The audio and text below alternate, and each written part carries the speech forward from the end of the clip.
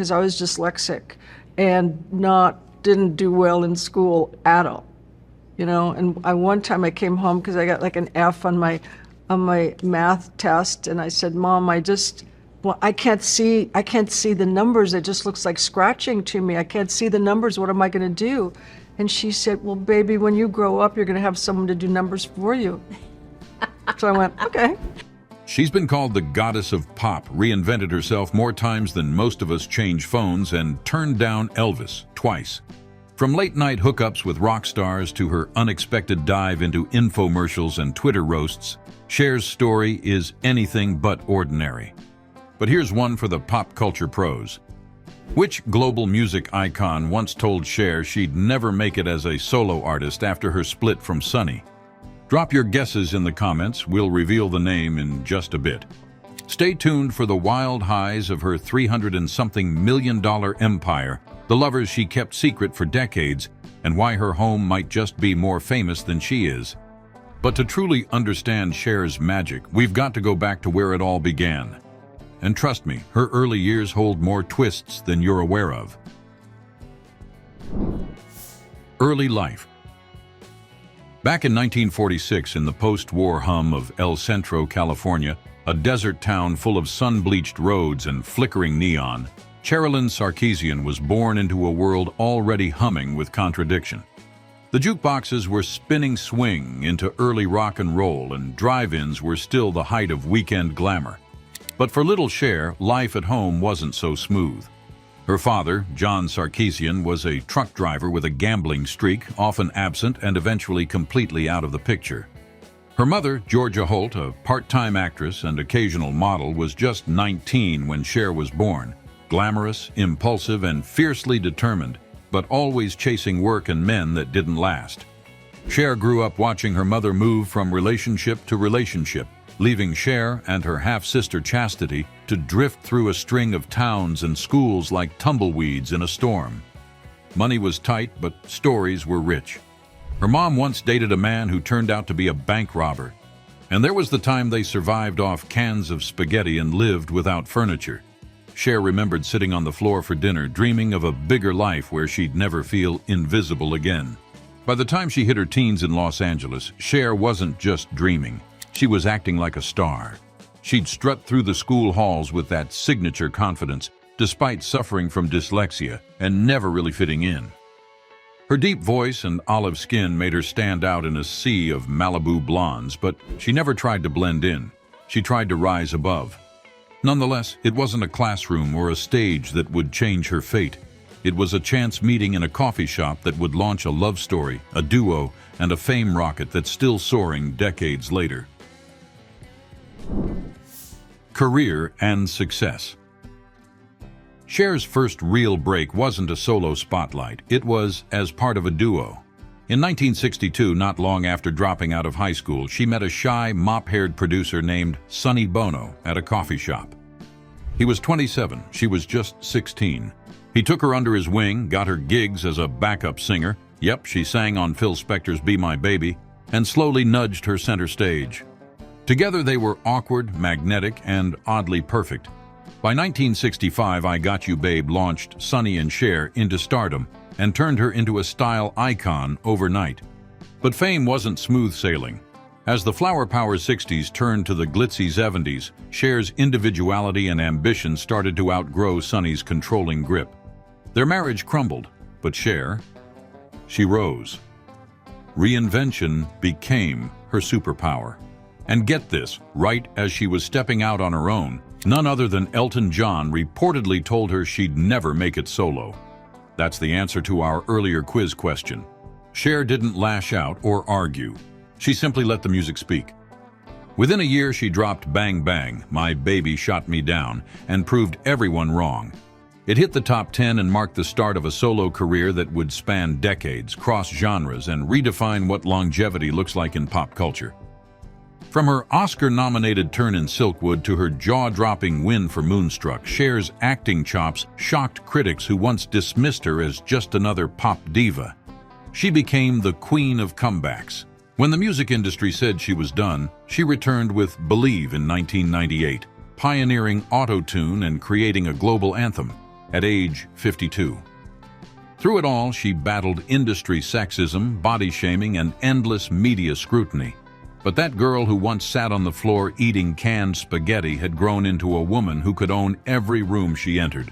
Her deep voice, once a schoolyard taunt, became her signature. The girl who never blended in now defined what standing out meant. Yet behind the sequins, wigs, and spotlight, Cher's real power wasn't just in what she wore or sang, but in how she lived. Because once you peel back the showbiz gloss, her lifestyle tells a story all its own. For Cher, the personal is always epic. The gym, the diet, and the ice cream. You might assume that someone who's been in the public eye for over 6 decades lives on kale and chaos. But Cher's lifestyle is nothing if not full of contradictions. She's famously disciplined, with a workout routine that would humble someone half her age. Even in her 70s, Cher reportedly hits the gym 5 days a week, alternating weights, yoga, and cardio. But she's also been candid about her love for junk food, joking once that she could live off chocolate and Dr. Pepper if her trainer let her. And yes, despite being practically ageless, she once claimed she didn't really believe in diets. A wig for every mood. Cher's closet. Less wardrobe, more pop culture museum. She's said to own over 100 wigs, each with its own personality. Long, black, and sleek for press events. Blonde and wild for concerts. Flaming red for when she's feeling especially defiant. She's never shied away from a look, whether it was the now iconic Bob Mackie naked dress at the 1988 Oscars or leather and lace on a motorbike in If I Could Turn Back Time. But it's not just costume, it's armor. As she's put it, I dress like that because I can. Mother-daughter icon. Cher's family life has brought its own share of lifestyle revelations. As mentioned earlier, her son Chaz Bono came out as transgender in the late 2000s, sparking both public support and controversy. Cher's journey from confusion to fierce allyship has been one of her most powerful personal transformations. Today, she's one of the most outspoken celebrity advocates for LGBTQ+ rights. And when asked about her evolution, she summed it up perfectly. "I didn't understand at first, but you love your child." Spiritual but not sugar-coated. Cher's relationship with spirituality is as unique as everything else about her. She was raised with a mix of Catholic and Armenian Orthodox influences, but as an adult, she's explored everything from Buddhism to Kabbalah. She even reportedly worked with a psychic medium to help guide her career choices during more uncertain phases. Still, don't mistake her for a woo-woo guru. She's just as likely to crack a joke about burning sage as she is to actually do it. For Cher, belief is personal, messy, and ever-evolving. Big heart, big moves. Behind the scenes, Cher is also deeply philanthropic, quietly funding projects for disadvantaged children, animal welfare, and most notably, her long-standing commitment to supporting veterans. During the COVID-19 pandemic, she even launched a charitable initiative to get PPE to Native American communities, partnering with the Navajo Nation. She's said before that fame is a tool, and she intends to use it, not for headlines, but for actual help. The funny side of Cher. And let's not forget, Cher's hilarious. Her Twitter account, yes, she still types in all caps and with emoji chaos, is a goldmine of bizarre, brilliant thoughts, unexpected political rants, and the occasional confused tech question. WTF is cloud remains a fan favorite. She once joked that her mom told her to marry a rich man, and she replied, "Mom, I am a rich man." No, my mother said, "Cher, when you get older, I wish you'd hurry to get older so that you would settle down and marry a rich man." And I said, "Mom, I am a rich man." You know, it's like I don't have to marry one. Classic Cher, equal parts wit and wisdom. A life of contrasts. What makes Cher's lifestyle so magnetic is that it's full of contradiction. She's both mythic and deeply human. One minute she's meditating in her Malibu estate, the next she's cackling about Botox on late-night TV. Her life is a testament to longevity, not just of career, but of curiosity, evolution, and the refusal to be boxed in. Nonetheless, no matter how disciplined or eccentric her personal life may be, the real headline grabbers have always been her relationships, and some of those connections are the stuff of Hollywood legend. Relationships and connections. When it comes to love and connection, Cher has never fit into neat little boxes, and that's exactly what made her unforgettable. Her first marriage to Sonny, as we saw earlier, was part romance, part business, and part power struggle. But even after the split, their story never really ended. When Sonny died in a skiing accident in 1998, Cher gave a eulogy that brought the world to tears. She called him the most unforgettable character she'd ever met. Proof that behind all the glitter, their bond had never fully broken. Her second marriage to rocker Gregg Allman was famously turbulent, marked by addiction struggles, reconciliations, and the birth of their son, Elijah Blue. And while the romance didn't last, her maternal bond always did. She's spoken about the challenges of parenting in the spotlight, especially with both Elijah and Chaz, her son with Sonny, forging complicated paths of their own. Still, Cher's fierce love has remained constant, even when the road wasn't easy. Romantically, Cher's been linked to everyone from Val Kilmer to Gene Simmons, and she once dated a much younger baker from Queens. But for Cher, it was never about the tabloid story. It was about connection. And when asked if she ever needed a man, she famously replied, "A man is not a necessity. A man is a luxury." Beyond love, Cher's friendships have been just as iconic. She shared a unique bond with fashion designer Bob Mackie, whose dazzling costumes helped shape her on-stage persona. She was close with David Geffen, Elton John, and even became a quiet mentor to younger stars like Lady Gaga and Miley Cyrus. Cher's circle has always reflected her values, loyal, bold, and full of life.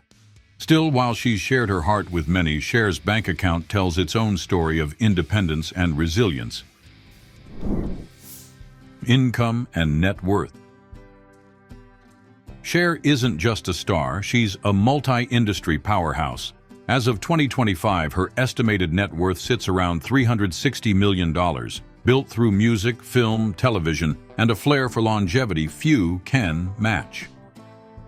Her farewell tour alone grossed over $250 million, while movie roles in Moonstruck, Mermaids, and Burlesque padded her Hollywood bank account nicely.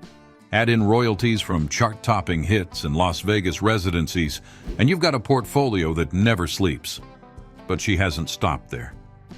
In recent years, Cher has launched a gelato brand, entered the fashion scene with limited edition pieces, and earned royalties from licensing deals and commercials. There were financial blows. Her split from Sonny left her with debts, and Gregg Allman's issues didn't help. But Cher always rebounded. Nonetheless, while her career built the fortune, it's what she did with that wealth, particularly in real estate, that tells us even more about the woman behind the icon. Real estate. When it comes to real estate, Cher doesn't just buy houses, she builds sanctuaries. Her most famous residence, a 14,000 square foot Moorish-style mansion in Malibu, perched on a bluff with sweeping views of the Pacific. Inspired by Venetian palazzos, the home was her personal masterpiece, complete with hand-carved doors from Morocco, limestone walls, and a meditation room. She listed it for $85 million in 2022, and it remains one of the most iconic celebrity homes ever built. That wasn't her only slice of paradise. Over the decades, Cher has owned lavish properties in Beverly Hills, Miami, Aspen, and even London. In the 70s, her Beverly Hills mansion was a disco-era dream with mirrored ceilings and a private nightclub. She's known to be deeply involved in designing her homes, often down to the last doorknob. Every space she inhabits feels like an extension of her identity. Even her second Malibu home, which she purchased in 2023 after selling her iconic estate, reflects a scaled-back version of her grand style. More modern, but still unmistakably her. Still, for someone who's known for commanding stages and building homes like palaces, it's what she chooses to drive, on and off screen, that adds another unexpected twist to her legendary taste. vehicles, and cars. When it comes to getting from A to Z, Cher has always made sure the ride was as iconic as the destination. She's been seen cruising in everything from a classic Bentley to a Porsche 911, but her go-to has long been a Range Rover. Luxurious, understated, but powerful. That's pretty on brand. Back in the day, she had a thing for Ferraris and muscle cars, often showing up to red carpet events in something fast, sleek, and unapologetically bold, much like herself. But here's a surprise. Cher also had a Harley-Davidson phase. During the 80s, she famously posed in full leather gear straddling her bike, making headlines and raising eyebrows. She didn't just ride it for show. She genuinely loved the sense of freedom it gave her. Fans still talk about that era when Cher wasn't just a pop star but a rebel on two wheels. When it comes to the skies, she's no stranger to private jets either. In her heyday, Cher was known to charter flights frequently, avoiding the chaos of airports and keeping her schedule tight during back-to-back shows and film shoots. But she's never been flashy about it. If anything, her use of jets has been more about function than flaunt. No public records tie her to a personal yacht or helicopter, though she's certainly been on both, often during Mediterranean holidays or glamorous shoots. Still, she's not one to collect toys for the sake of it. Her life has always been about expression, not excess. Nevertheless, for a woman who's lived in the fast lane for decades, it's what she's doing now, at this stage of her life, that might just be the most surprising chapter yet. Current lifestyle. At 78, Cher is doing anything but slowing down. In fact, she's working on new music, teasing fans with the possibility of a long-awaited follow-up to her 2018 Dancing Queen album. She's also ventured into the beauty industry, launching a genderless gel-based fragrance called Cher Eau de Couture, because in her words, scent has no gender. Social media? She's all over it, often tweeting late at night with the same mix of boldness and irreverent humor that's defined her for decades.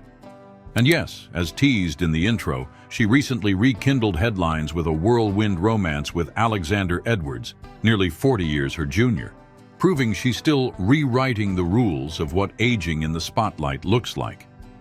In interviews, Cher's reflected on her past with brutal honesty and humor, often saying, "I've had the career of 3 people." But she's also clear about her future. She's not done yet. Whether it's speaking out politically, dropping a surprise single, or appearing on a fashion runway, Cher continues to shape culture on her own terms. Well, that's it for today's video. Drop your thoughts in the comments, hit like and subscribe, and if you're craving more wild celebrity journeys, check out our next deep dive on screen now.